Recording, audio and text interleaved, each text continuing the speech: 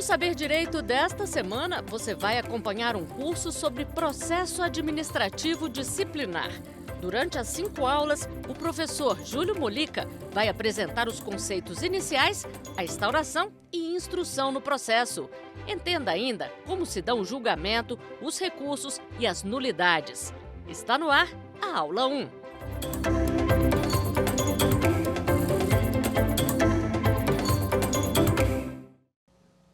Olá, eu me chamo Júlio Molica, professor de Direito, especificamente de Direito Administrativo.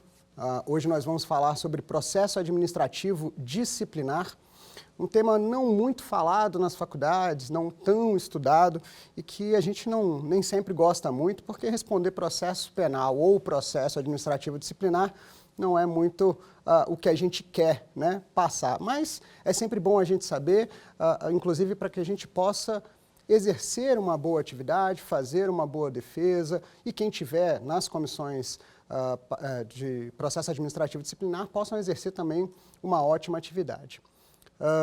Tem mais conteúdo, caso vocês queiram também, no meu Instagram, @JúlioMolica, o Molica com 2 L's, e também no meu site, juliomolica.com.br, www.juliomolica com 2 L's.com.br, tá bom? Mas vamos lá então para o processo administrativo disciplinar. O processo administrativo disciplinar, para que a gente possa entender, a gente primeiro precisa entender o que é o poder disciplinar, exercido pela administração pública como um todo, uma função aí não só do Poder Executivo, mas em sentido amplo da administração pública. O poder disciplinar, ele vem junto com outros 3 poderes na administração pública, né? A gente tem o poder de polícia, inerente já à atividade da administração pública, a gente tem o poder hierárquico, que é o poder de auto-organização interna, a gente tem o poder regulamentar, que a gente vai falar daqui a pouquinho, e a gente tem o poder disciplinar, tá? Esse poder disciplinar, para ficar um pouquinho mais fácil de entender, a gente volta lá na tripartição do poder.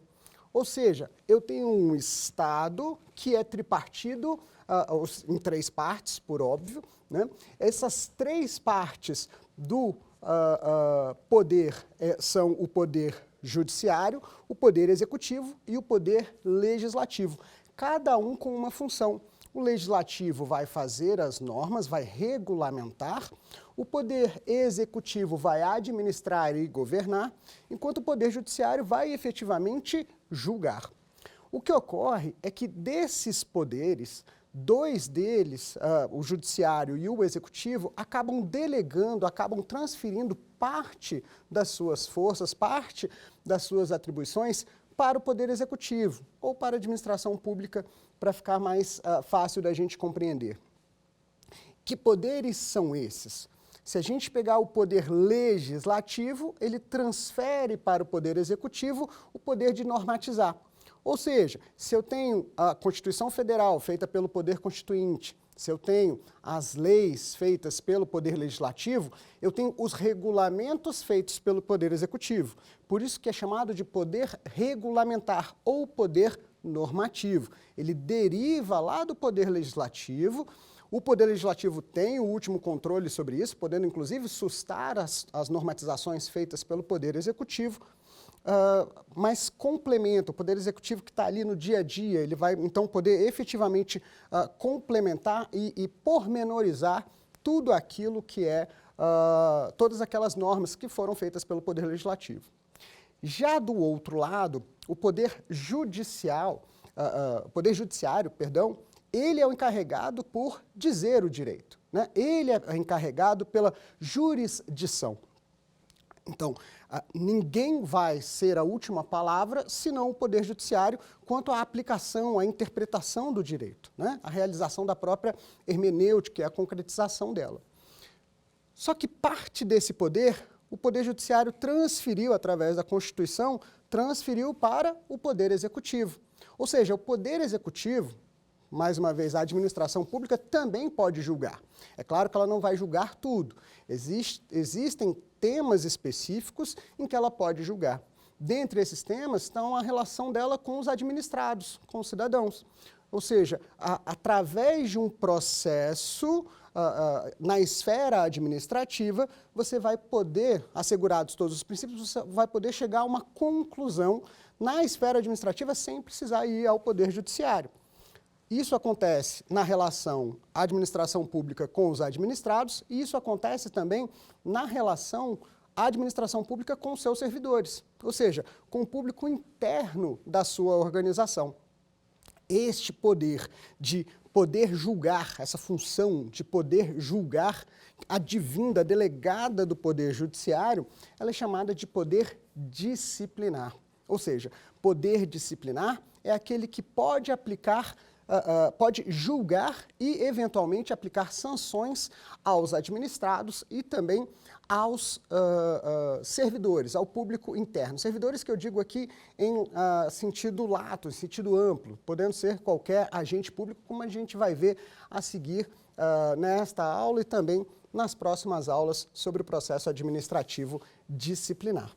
Então, lembrando, temos 3 poderes no Estado: judiciário, executivo e legislativo. Judiciário julga, executivo administra e governa e legislativo legisla. O legislativo transfere uma parte para o poder executivo, chamado de poder normativo ou poder regulamentar.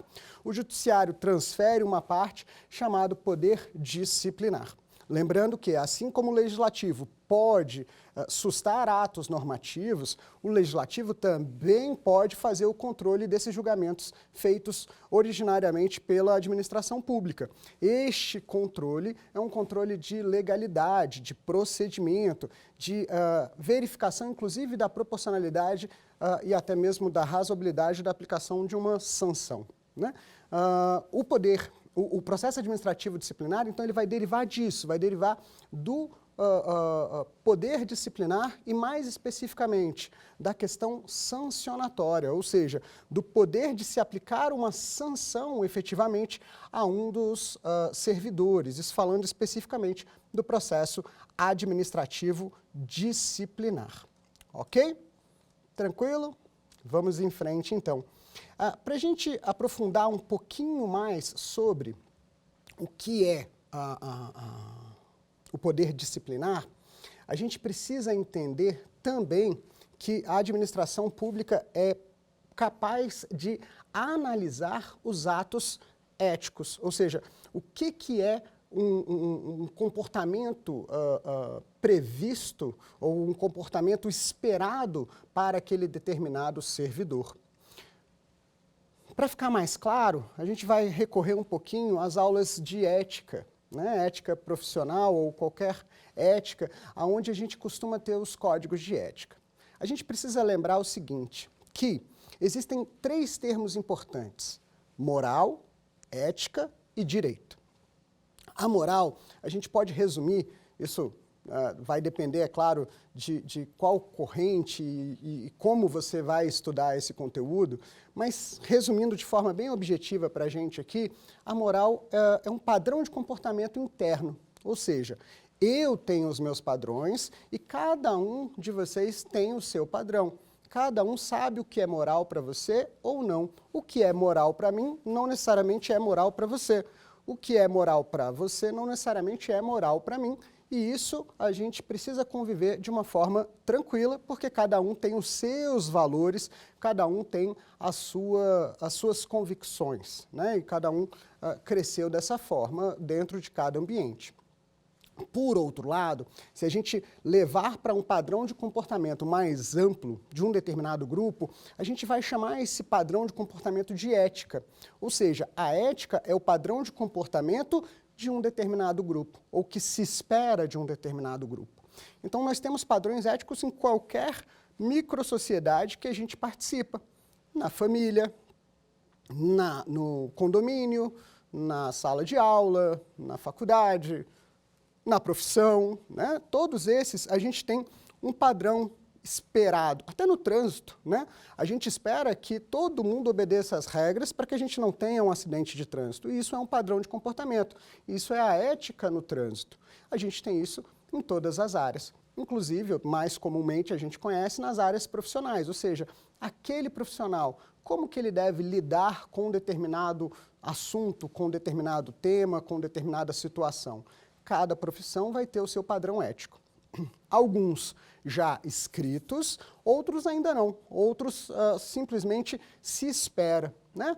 Vamos falar em sala de aula, por exemplo. Sala de aula se espera que nenhum aluno vá pegar o telefone, atender o telefone no meio da aula e começar a conversar. Esse é um padrão de comportamento já pré-determinado e que muitas vezes não está no código de comportamento daquela faculdade, daquela universidade.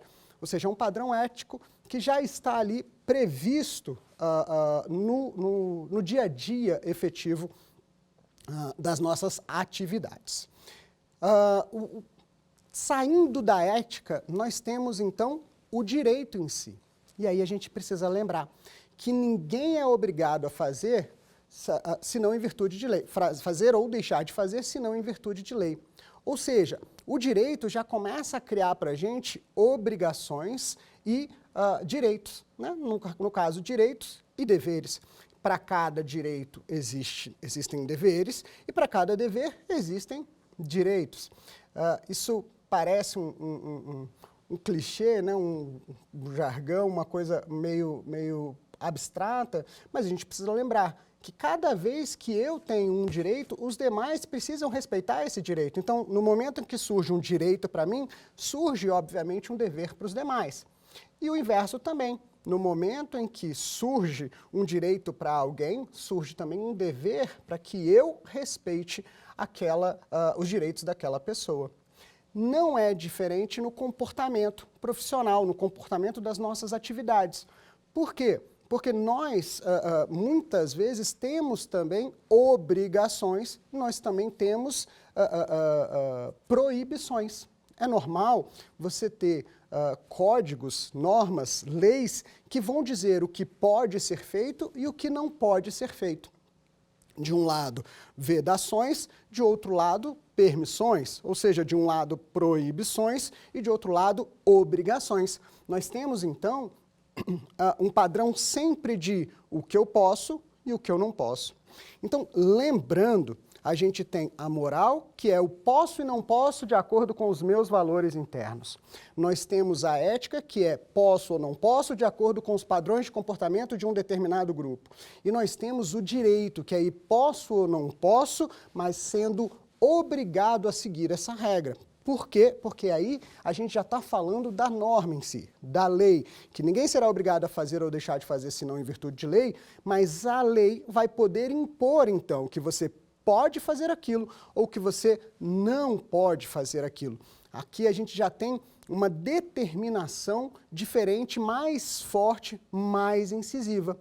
É bom a gente sempre lembrar que os padrões morais não podem gerar efetivamente uma penalidade. Os padrões éticos, teoricamente, por si só, também não. Mas as proibições e os deveres, sim, porque eles estão previstos em lei. Não é à toa que determinadas profissões, ou se não todas, a gente vai ter a previsão na legislação dizendo o seguinte, que está sujeito à penalidade X ou Y aquele que infringir o código de ética da profissão. No código de ética não tem penalidade, mas vai ter a penalidade na lei. Então, é da lei que vai derivar a possibilidade de sanção, a possibilidade de punição para aquela violação ética. Ok? Deu para entender tudo? Deu para ficar claro aqui para todo mundo o que é moral, ética e direito? E a partir daí a gente efetivamente conseguir compreender melhor o direito, o poder disciplinar, ou seja, o poder disciplinar é aquele em que eu vou poder julgar os administrados, mas também o público interno, os agentes públicos, a administração pública vai poder julgar os agentes públicos de acordo com os seus deveres e com as suas vedações, com as suas proibições. Se não cumprir os deveres ou ainda se acabar realizando uma de suas proibições, tudo isso vai ter consequência. Cada uma dessas infrações vai ter consequência, previsto em lei. Isso é que precisa ficar bem claro, precisa estar sempre previsto em lei, ok? E aí a gente vai ter, obviamente, todas as sanções aplicáveis. E aí a gente tem uma questão interessante aqui, que é o direito sancionador. A gente tem um pouco da mistura aqui do direito administrativo com o direito penal, né? A gente precisa lembrar que o direito penal, ele vai lidar com crimes, com contravenções penais, enquanto que no direito administrativo, a gente trabalha outra área. Porém, quando a gente fala em poder disciplinar, a gente fala também em sanção, seja para os administrados, seja para os agentes públicos, o público interno, né? Essa possibilidade de atribuir uma penalidade, atribuir uma pena, atribuir uma sanção, é chamado de direito sancionador. E então, não por outro motivo, em alguns momentos vocês vão perceber que a gente vai falar sobre algumas questões do direito penal, alguns princípios ou alguns conceitos do direito penal envolvendo aqui o processo disciplinar, ok? É importante a gente reiterar ou deixar claro para todo mundo que apesar dessa mistura, né, dessa questão conceitual, muitas vezes aproveitando o direito penal, as instâncias são independentes. Ou seja, a esfera administrativa funciona de uma forma, a esfera civil funciona de outra e a esfera penal ainda de outra forma. Ok? E todas elas, uma não interfere na outra, exceto, existem algumas exceções, mas a regra geral é que não. Então, não é porque existe uma decisão administrativa que ela necessariamente vai influenciar uma decisão civil ou uma decisão penal. Mesma coisa do outro lado. Não é porque tem uma decisão civil que ela vai influenciar na decisão administrativa ou na penal, e não é porque tem uma decisão penal que ela vai influenciar na administrativa ou na civil. Então, elas são completamente independentes, uma não depende da outra, uma não é mais forte ou mais fraca que a outra, mas em alguns conceitos a gente pode tentar aproveitar, ok?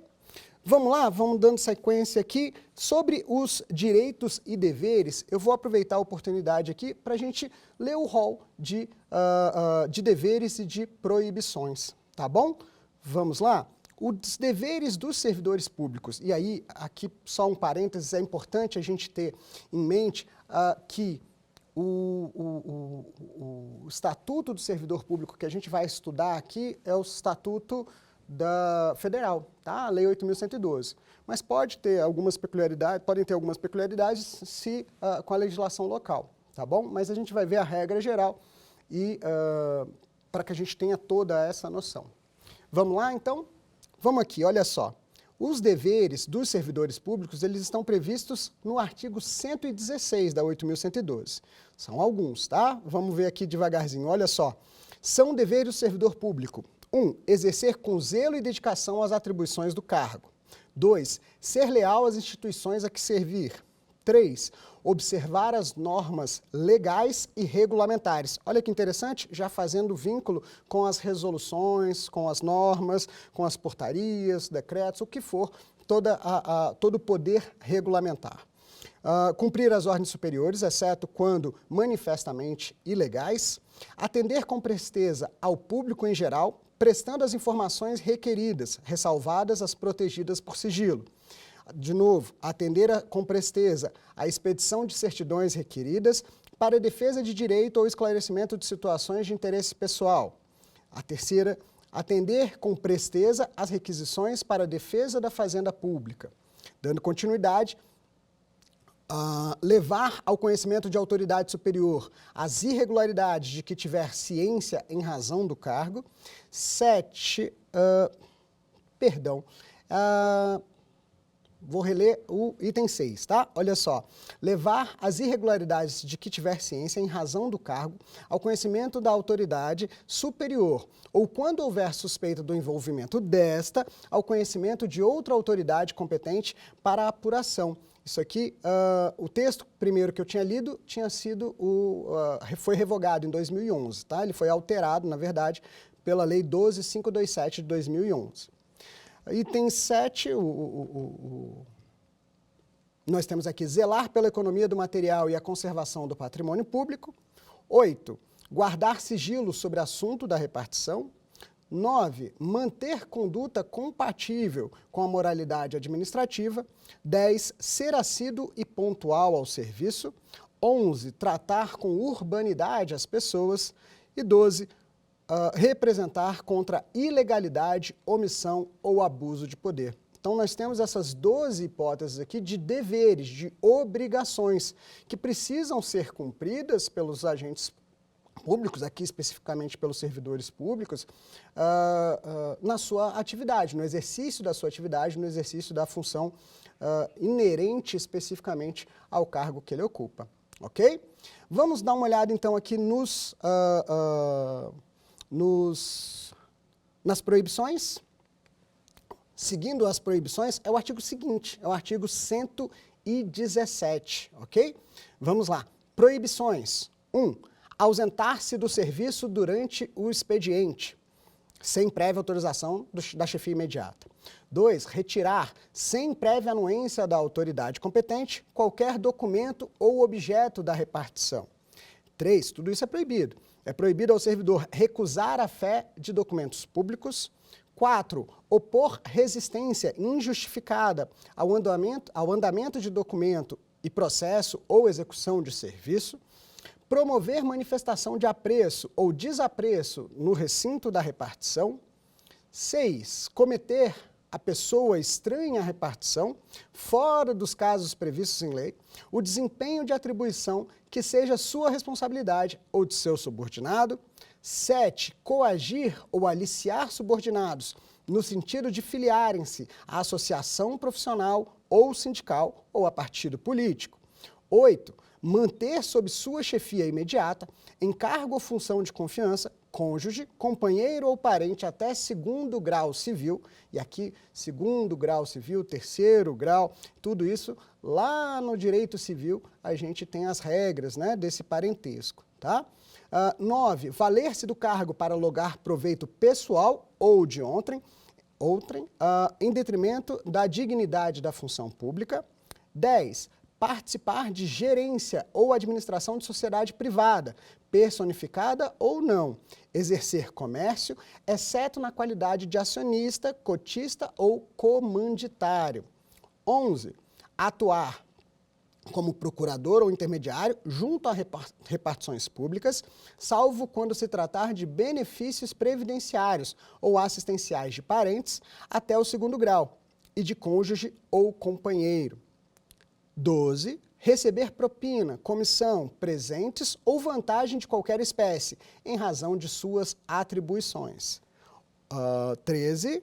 Aceitar comissão, emprego ou pensão em estado estrangeiro. 14. Praticar usura sob qualquer de suas formas. 15. Proceder de forma desidiosa, ou seja, descuidada, né?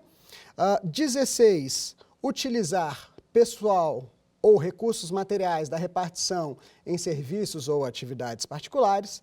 17. Cometer a outro servidor atribuições estranhas ao cargo que ocupa, exceto em situação de emergência e transitórias. 19. Exercer quaisquer atividades que sejam incompatíveis com o exercício do cargo ou função e com o horário de trabalho. 19, o último, recusar-se a atualizar os seus dados cadastrais quando solicitado. Então, a gente tem aqui o rol de direitos e de deveres dos servidores públicos, aqueles que precisam ser seguidos e respeitados pelo agente público, para evitar que ele esteja realizando algo que é proibido ou mesmo descumprindo uma obrigação que ele precisa fazer e realizar no exercício da sua atividade pública. Ok? Dando seguimento, vamos lá. A legislação aplicável neste caso. Bem, primeiro de tudo, nós temos a Lei 8.112 de 1990, que é o Estatuto do Servidor Público Federal Civil. Essa lei, ela traz uma parte específica, um capítulo específico só sobre o regime disciplinar. tá? Esse título 4 do regime disciplinar, ele tem todas as previsões, pelo menos de forma superficial, necessárias para o processo administrativo disciplinar. É o título 5. Nós temos ainda o decreto 5480 de 2005. Ele sim vem regulamentar o sistema de correição do Poder Executivo Federal. O que é a correição? A correição vai trabalhar com as corregedorias e com toda a atividade disciplinar. Então, existe um sistema unificado, federal, regido e regulamentado pelo Decreto 5480 de 2005, ok? Nós temos ainda, vamos dar uma olhada aqui só para ficar fixo para vocês, para fixar na cabeça de vocês. Olha só, o Decreto 5480, ele fala o seguinte, ó. São organizadas sob a forma de sistema as atividades de correição do Poder Executivo Federal, a fim de promover sua coordenação e harmonização. Parágrafo 1º, o sistema de correição do Poder Executivo Federal compreende as atividades relacionadas à prevenção e apuração de irregularidades no âmbito do Poder Executivo Federal por meio da instauração e condução de procedimentos correcionais, ok? Dando sequência aqui, nós temos também, sobre o processo administrativo disciplinar, uma instrução normativa da Controladoria Geral da União, tá? A IN 14 de 2018, que vai trazer detalhamentos de como devem ser, né, os processos correcionais, todos eles. Então, é uma instrução não tão grande e que vale a pena a leitura integral para se compreender melhor todos os ritos e procedimentos dos processos correcionais, ok? O que diz aqui, vamos lá, a instrução normativa número 14 da CGU, em seu artigo 1º, ela regulamenta o decreto 5480. Os órgãos e entidades do Poder Executivo Federal, incluídas as empresas públicas e sociedades de economia mista, no desempenho de sua atividade correcional, submetem-se às regras e princípios estabelecidos nesta instrução normativa. Ou seja, existe uma padronização de procedimentos e ritos que devem ser seguidos em todo o Brasil, né? Independente se cada órgão, se cada entidade, se cada estado, cada município vai ter a sua regra específica naquele determinado ambiente. Mas, de qualquer forma, existe essa padronização de procedimentos. Dando sequência, a gente tem também, então, além da Lei 8.112, além do Decreto 5480 e da Instrução Normativa 14 da CGU, a gente tem a influência de outras normas processuais. Obviamente, a Constituição Federal e também a Lei 9784. A Lei 9784 é aquela que regula o processo administrativo como um todo.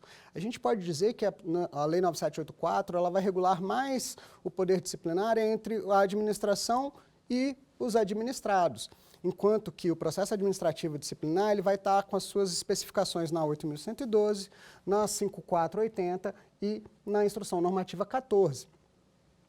Porém, existem algumas lacunas e existem alguns conceitos que a gente vai acabar aproveitando e utilizando lá da 9784, ou seja, da legislação que fala sobre o processo administrativo, que a gente podia chamar aí, entre aspas, né, entre várias aspas aí, de Código do Processo Administrativo.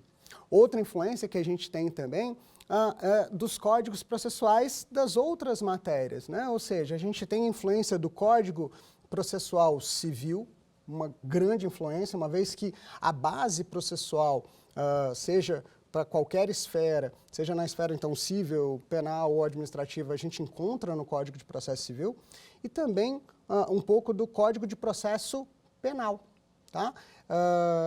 Ou seja, a gente acaba precisando trabalhar um pouquinho de cada um, porque a gente vai ter, em algum momento, que se aproveitar dessas normas para complementar ou para compreender melhor a mens legis lá do processo administrativo disciplinar. Ok? Então vamos lá, dando sequência, nos nossos estudos aqui sobre processo administrativo disciplinar, vamos dar uma olhada, então, em alguns princípios. O principal dele, o princípio principal é ótimo, né? Mas talvez um dos mais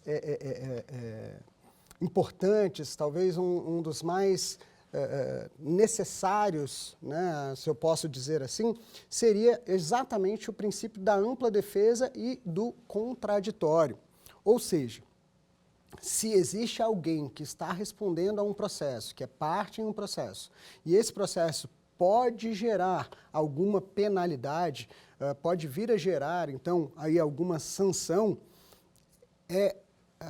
condição sine qua non que essa pessoa tenha a possibilidade de acessar o processo, de ter acesso ao processo e também de se defender, através de todas as formas possíveis e admitidas em direito, com a ampla defesa, inclusive com o contraditório, ou seja, sendo possível dizer o contrário do que está sendo dito.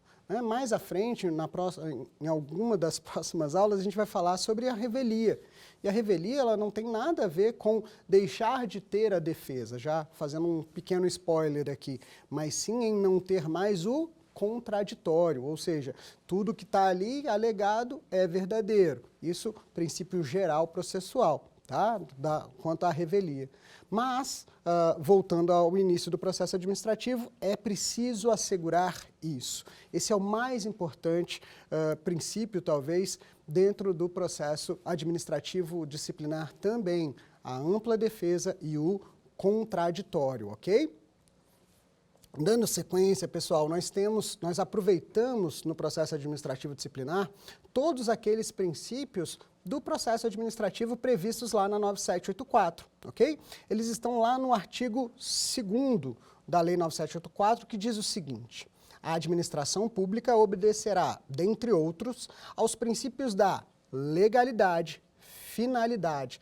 Alguns deles, né, esses dois principalmente, já estão lá na Constituição Federal, o bom e velho LIMP que a gente conhece, né? Legalidade, impessoalidade, moralidade, publicidade e eficiência, mas tem alguns importantes aqui que a gente precisa conversar. Então vamos lá, princípio da legalidade, princípio da finalidade, princípio da motivação, ou seja, todos os atos dentro do processo administrativo precisam ser justificados, precisam ser motivados, precisam ser explicados. E aqui é importante a gente lembrar as aulas de ato administrativo que motivação não se confunde com motivo. Motivo é o que deu causa àquele ato e motivação é externar e explicar esse motivo e fundamentar os atos, ok? Continuando, princípio da razoabilidade e da proporcionalidade.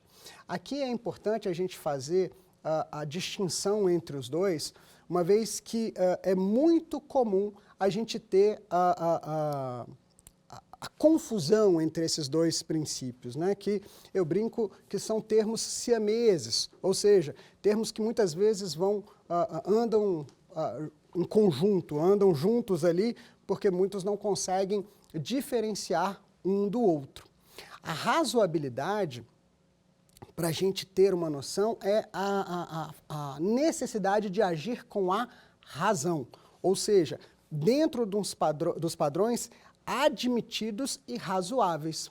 Já a proporcionalidade é atuar dentro de uma proporção, ou seja, dentro de um limite razoável, eu vou ter a proporção, eu vou precisar verificar qual das hipóteses, né, qual dos atos eu tenho ali à minha disposição, que eu vou poder usar para atingir o meu objetivo com o menor dano possível. Aí eu tenho a proporcionalidade. Então, brincando um pouquinho, o princípio da razoabilidade é agir com a razão, o princípio da proporcionalidade é agir com proporção. Parece óbvio, né? Mas razão é não usar algo fora do padrão admitido, razoável, e proporcionalidade é usar o instrumento mais adequado para aquele momento, atingindo o objetivo com o menor prejuízo possível, ok?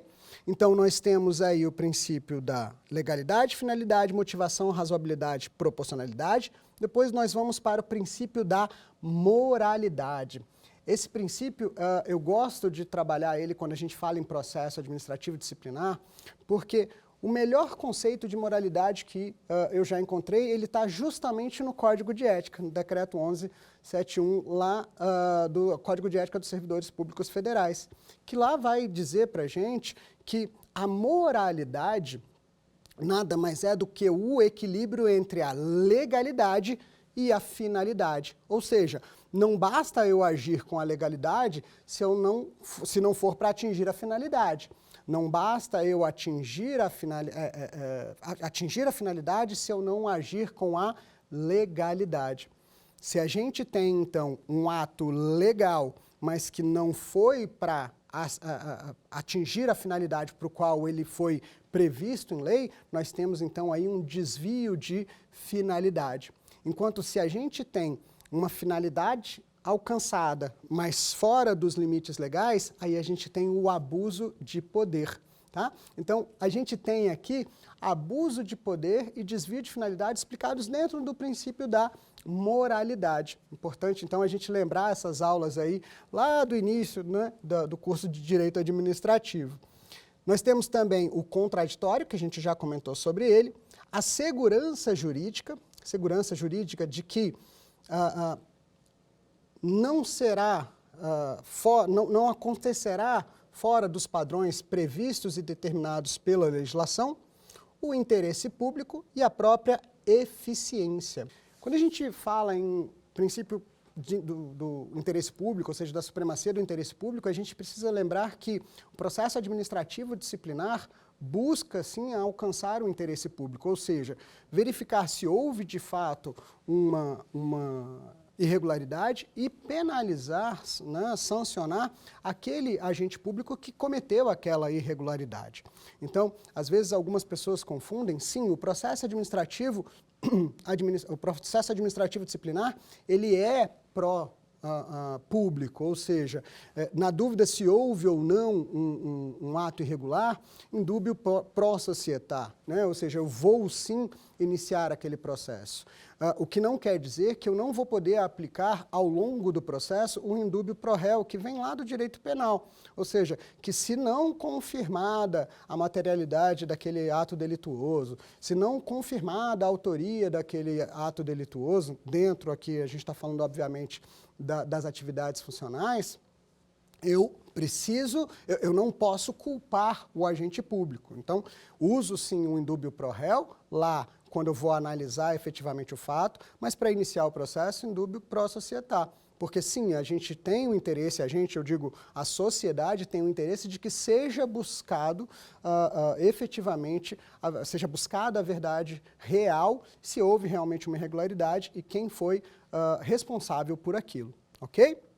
E por fim nós temos aqui a eficiência. Obviamente, né, isso já está também lá no texto constitucional, desde 1998, com a Emenda Constitucional 19, o princípio da eficiência. Ou seja, eu preciso que o processo administrativo disciplinar, ele seja rápido, mas que ele seja eficaz, ou seja, que ele seja efetivo, né? Que eu preciso que ele aconteça com rapidez, mas sem desmerecer os princípios processuais, sem analisar com cautela o que está sendo verificado naquele processo.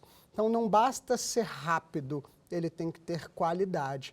Também, por outro lado, não basta ter qualidade e ser excessivamente demorado. Eu preciso de um equilíbrio aí entre a qualidade e o tempo gasto com ele, ok?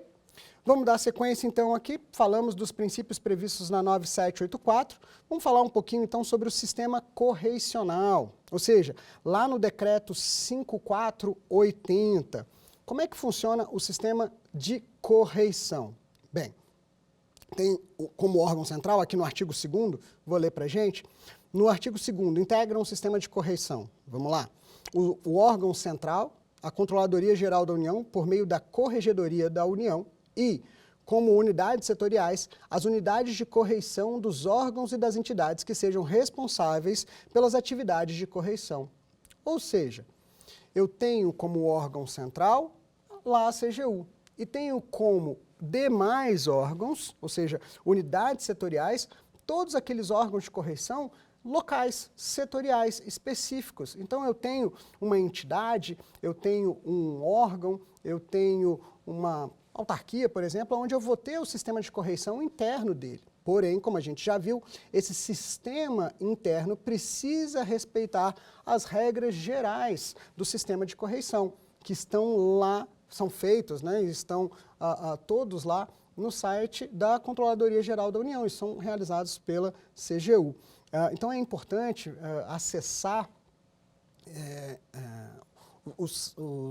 as páginas específicas da CGU que falam sobre correição, sobre o sistema correcional, que lá existe uma ampla quantidade de normativos e precedentes e orientações que vão auxiliar não só quem responde a um processo administrativo disciplinar, mas também aqueles que estão nas comissões de PAD, que precisam atuar ali para investigar e verificar se houve efetivamente um ato irregular por parte de um agente público. Ok?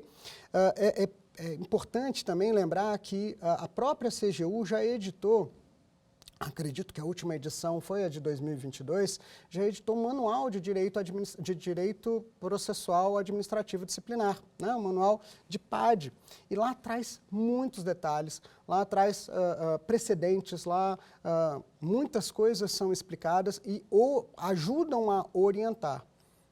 Interessante que não só lá, mas também no site, para que isso possa sempre ser atualizado, ok? Dando seguimento aqui, nosso próximo tópico, vamos falar sobre o que é essa atividade correcional. Para ficar claro para todo mundo, que está lá na Instrução Normativa 14, né, lá da CGU, lá no artigo 2º e no artigo 3º. A atividade correcional tem como objetivos, vamos lá, são 5 objetivos. Primeiro, dissuadir e prevenir a prática de irregularidades administrativas. Então, não é só penalizar, mas também prevenir. 2, responsabilizar servidores empregados públicos que cometam ilícitos disciplinares e entes privados que pratiquem atos lesivos contra a administração pública.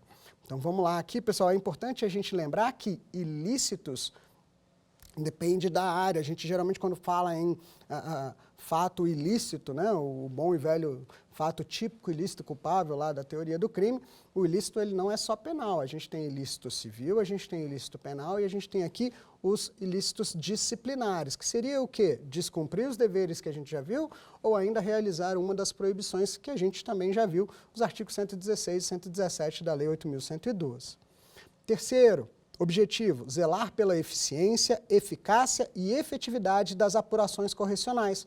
Há pouco a gente já falou, né? Quando falou do princípio da eficiência, a gente falou que o processo administrativo disciplinar precisa ser eficaz e efetivo, ok?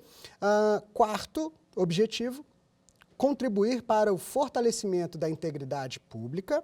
E quinto, promover a ética e a transparência na relação público-privada. Está vendo como está tudo conexo aqui?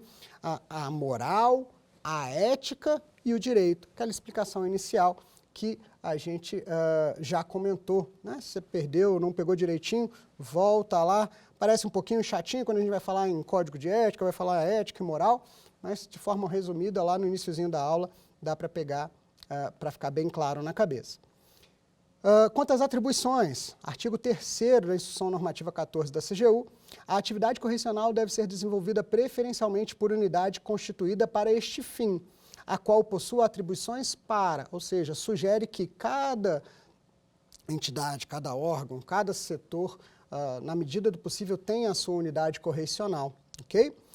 Tendo como atribuição essa unidade correcional, realizar juízo de admissibilidade, ou seja, o juízo prévio para se iniciar ou não um processo administrativo disciplinar, instaurar, acompanhar e supervisionar procedimentos correcionais, analisar relatórios finais para subsídio técnico de autoridade julgadora, quando couber, e isso vai ser pormenorizado mais para frente nas próximas aulas, ou seja, o que é um procedimento correcional, os vários procedimentos correcionais e também quem é que julga efetivamente, realizar interlocução com órgãos de controle e investigação, gerir informações correcionais, capacitar e orientar tecnicamente os membros de comissão, apoiar a identificação de riscos e vulnerabilidades à integridade. Então, essas são as atribuições dentro do sistema correicional.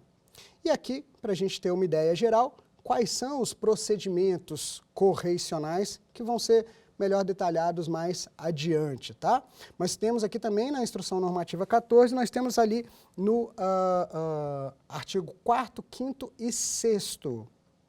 Isso.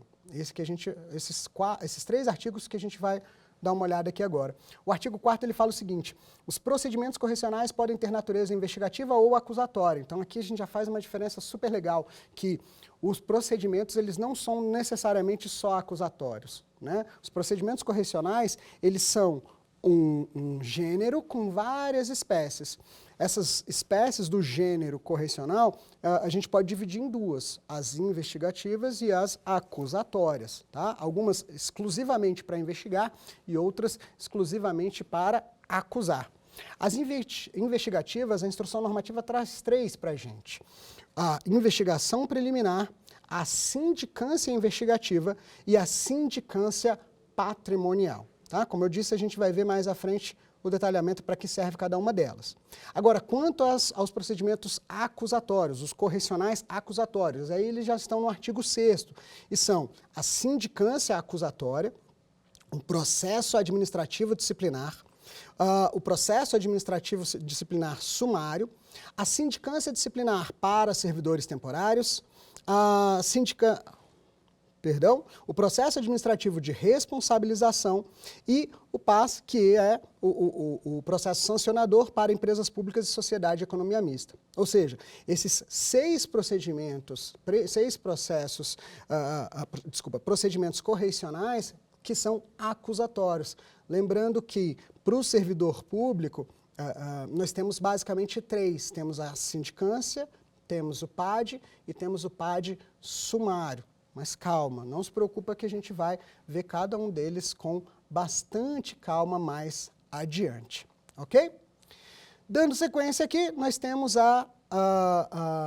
como independência das instâncias, a gente tem as responsabilidades de cada uma delas, né? A Lei 8.112 traz, apesar de ser dentro da esfera administrativa, ela traz para a gente o que é responsabilidade civil, o que é responsabilidade penal, o que é responsabilidade administrativa, tá bom? Apesar dessa independência. Vamos dar uma olhadinha no que fala 8.112? Olha só, sobre as responsabilidades, tem um capítulo só para isso, que é o capítulo 4, tá? E ele começa dizendo o seguinte: o servidor responde civil, penal e administrativamente pelo exercício irregular de suas atribuições.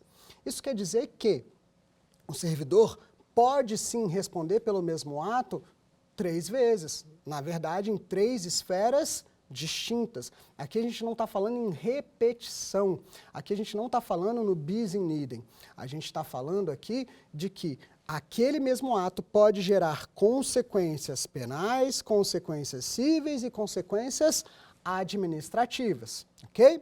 Vamos para a primeira delas aqui, a responsabilidade civil, que está no artigo 122 da Lei 8.112, que fala o seguinte: a responsabilidade civil decorre de ato omissivo ou comissivo. O que é comissivo? É o contrário de omissivo, né?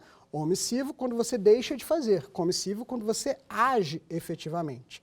Doloso ou culposo, que resulte em prejuízo ao erário ou a terceiros. Então, quando eu causo prejuízo aos cofres públicos ou aos terceiros, eu tenho aí uma responsabilização civil. Quando, vamos comentar aqui, vamos para o artigo 123, responsabilidade penal. A 8.112 fala que, no artigo 123, a responsabilidade penal abrange os crimes e contravenções imputados ao servidor nesta qualidade, ou seja, se for crime ou contravenção, quem vai apurar é a Justiça Criminal. E, por fim, a responsabilidade administrativa, que está lá no artigo 124 e no 126. Na verdade, vamos começar pelo 126.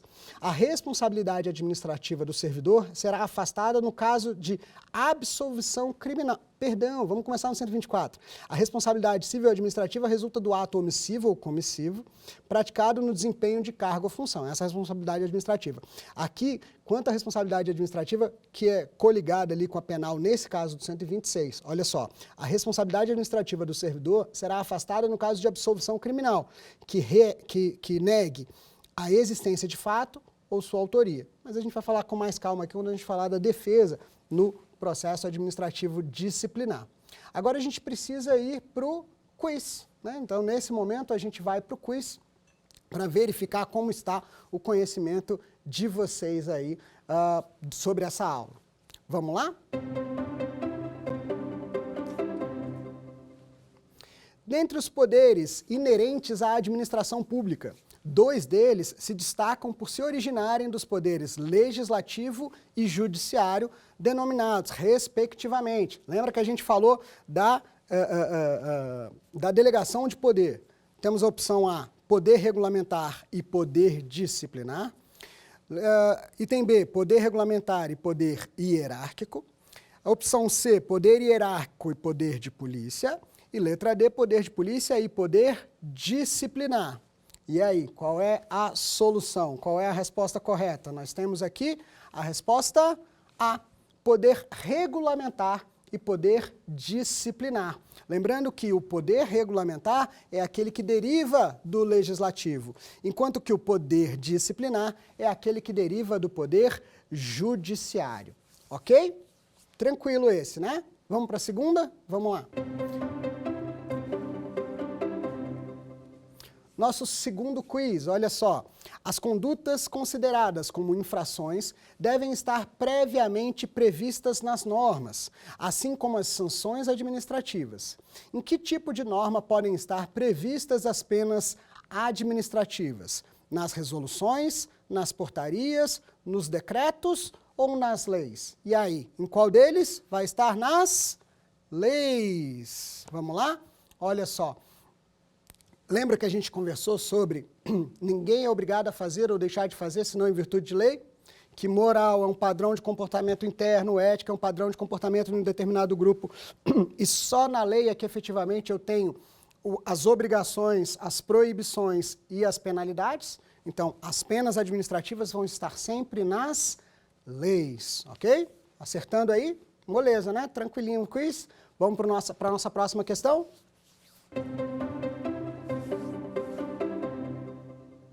Nossa última questão aí, então, as instâncias civil, penal e administrativa são independentes. Contudo, há uma hipótese em que a instância penal culminará na extinção do processo administrativo.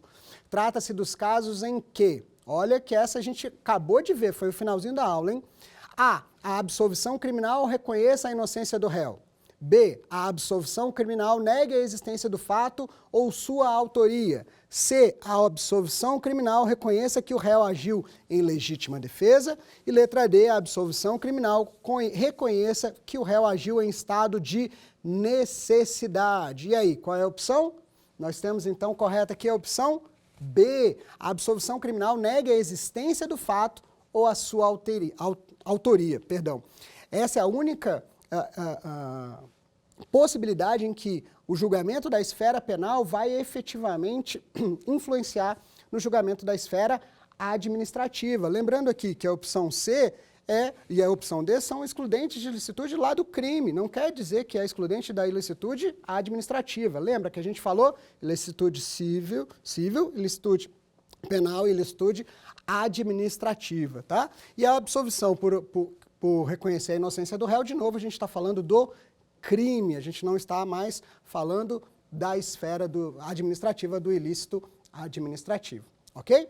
Espero que vocês tenham conseguido acompanhar direitinho, tenham acertado todos os quiz que a gente fez aí, e a gente vai continuar nas próximas aulas especificando um pouquinho mais de cada trecho necessário de itens importantes para o processo administrativo disciplinar. Te vejo na próxima aula, então, obrigado. Quer dar alguma sugestão de tema para os cursos do Saber Direito? Então mande um e-mail para a gente, saberdireito@stf.jus.br. Você também pode estudar pela internet. Acesse o nosso site radioetvjustiça.jus.br ou pode rever as aulas no canal do YouTube, @Rádio e TV Justiça.